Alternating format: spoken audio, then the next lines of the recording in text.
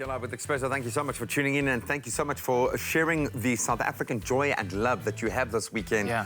South Africa has embraced, understandably, one of our proudest exports, who has now been re-imported back, finally, for a visit to South Africa. Yeah, man, and so happy we are to have Zozibini Tunzi back in the country. But right now, let's quickly reflect on some news from the entertainment world, more specifically New York Fashion Week, which kicked off last week, and it's currently showcasing until Wednesday. Now, its sole focus this week is on the Fall 2020 collection. And this season, New York Fashion Week presented the Talk series, where in-depth conversations are held with industry leaders and icons to cultivate positive change in the fashion industry. So radio and TV presenters Jen Su brought us the lowdown on how Miss Universe Zozibini Tunzi contributed to this very important conversation.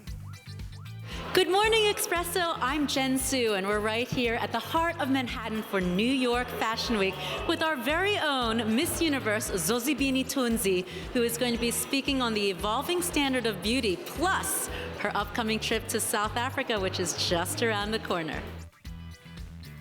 So listen, let's talk about Zozibini Tunzi. I mean, she's been, like we were saying earlier on in the news, she's like a cultural icon and an inspiration. She's become very, very quick now. That sash right now is wearing the African continent with pride.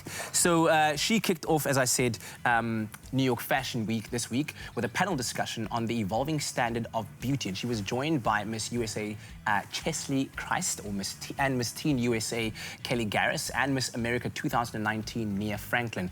And the talk was moderated by Bazoma St. John, Chief Marketing Officer of Endeavor, the owner of the Miss Universe pageant. And for the first time, top beauty pageants Miss USA, Miss Teen USA, Miss America, Miss Universe, and Miss World have been crowned. The women crowned there. Of course, it was quite a historic moment in terms of the women that were crowned in this representation. Absolutely. But let's find out a bit more from Zozi and find her take on this. From your perspective, can you give us some insight into how it felt to join the sisterhood together? Well, for me, I always speak about how, you know, growing up, watching TV, opening magazines and not being able to see myself reflected in the media, not being able to have people that I look up to as my role models. You know, it really does something to someone, especially a young girl, if you don't see yourself out there. And so I really do believe that we can't be what we can't see. And so with all of us here, I think it's a possibility for all, you know, young women and young girls to finally, you know, see their faces reflected in ours, and that when they look at us, they can finally see that, you know, they too can do something for themselves. Oh, that is How beautiful is that panel, right? You talk about representation. Definitely. What an apt time for it. So Jane Sue also managed to catch a word with Zozibini Tunzi ahead of her homecoming this past Saturday, and how she felt about finally coming home.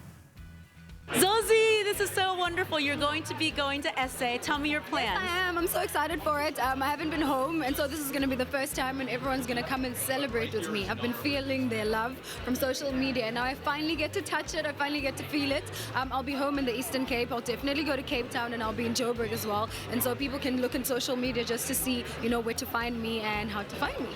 Excellent. Thank you so much. We are so excited. Everybody's so looking forward to your visit to South Africa. Thank you. I'm looking forward to it. Thank you, Jen. Yay.